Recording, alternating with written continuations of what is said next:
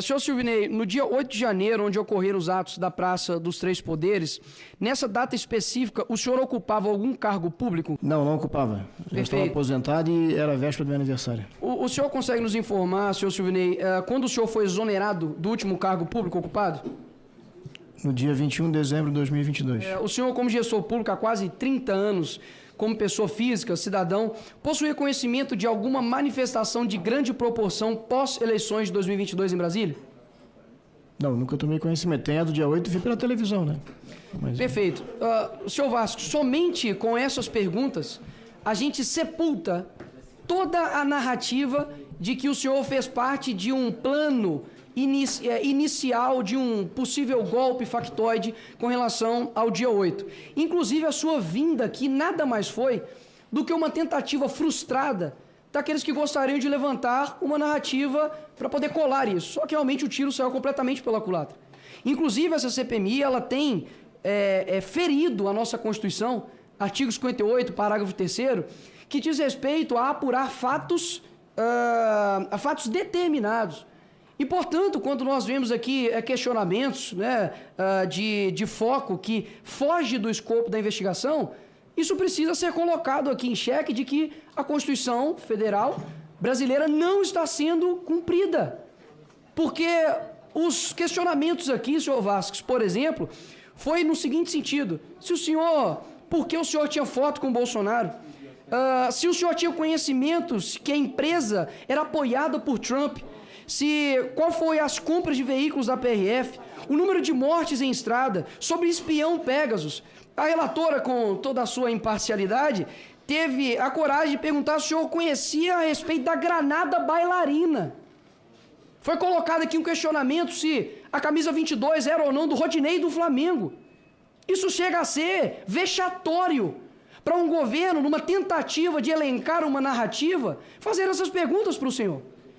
Quando nós olhamos aqui, os outros senadores anteriormente colocaram a respeito aqui de outros demais temas, como, por exemplo, a escolha do PRF, do diretor, e a sua imparcialidade e a sua proximidade, né, ou não com o presidente Bolsonaro.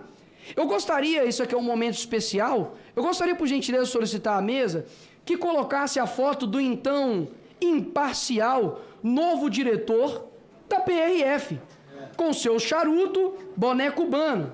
Pode passar, por gentileza, para a próxima foto, que todos gostariam de ver, onde ele está com sua toda imparcialidade, com a foto do atual ministro da Justiça.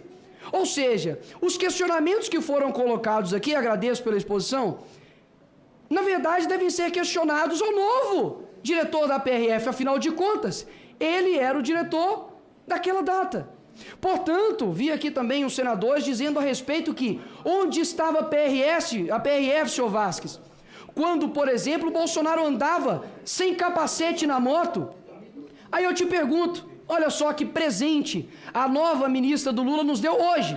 Ela andando de moto sem capacete. Aí eu pergunto, senhor diretor da PRF, onde está o senhor quando uma ministra, inclusive ali na Maré, está andando sem capacete na moto? E a título de curiosidade, sabe qual foi a resposta do Ministério a respeito do porquê que ela estava sem capacete? Porque eram regras determinadas do local. Aí eu te pergunto, é razoável de que um ministério e uma ministra fiquem subordinados a determinações de criminosos? Mas só a título mesmo de esclarecimento.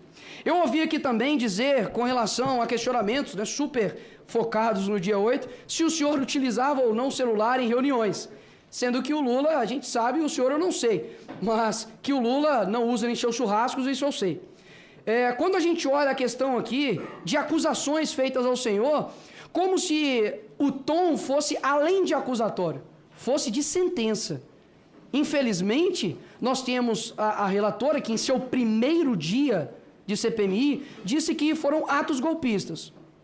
Eu acredito que uma juíza não pode dar uma sentença sem a finalização dos autos. E olha só que curioso, eles utilizam o Lula como inocente, sendo que foi condenado por 3 instâncias, em corrupção passiva e lavagem de dinheiro, e só foi inocentado, não deixa condenado, por conta de amizades de togados, mas chegam aqui para o senhor e apontam o dedo, quebrando a presunção da inocência, onde a pessoa não pode ser culpado até que haja transitado em julgado. Então é a título de justiça com o senhor que eu faço isso daqui.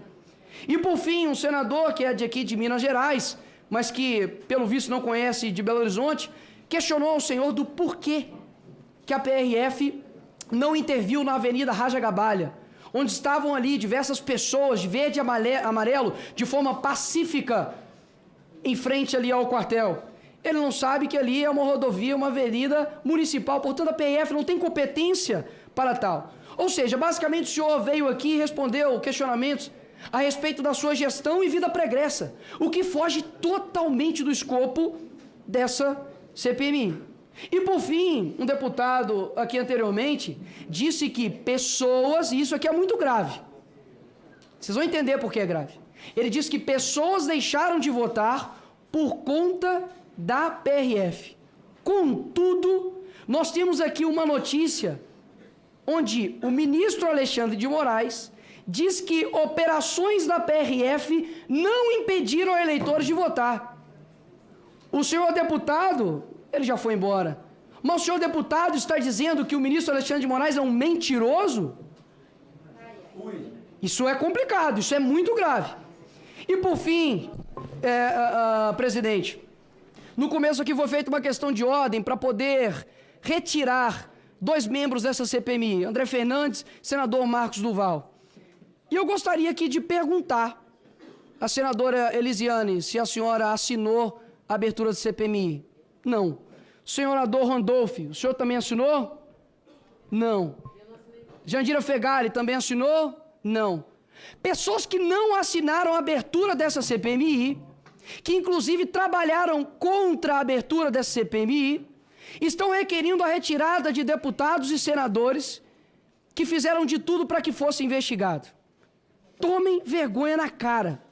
Assim, com todo o respeito, tomem vergonha. Até mesmo porque foram levantados aqui narrativas por deputados e senadores dizendo que foi uma conspiração para poder virar os resultados das eleições horas. Com 20, 30 anos vai se mudar eleição presidencial. Quem cai nisso? Ou seja, essa CPMI, se não tiver o escopo, a Constituição Federal como norte, a gente realmente não tem um porquê investigar. Afinal de contas, eu posso chamar aqui um depoente e perguntar a respeito se ele conhece Granada Bailarina. Essas são minhas considerações. Por fim, parabéns pela postura, parabéns por esclarecer e deixar bem claro que hoje não se passou de nada mais do que narrativas frustradas da esquerda. Obrigado, presidente.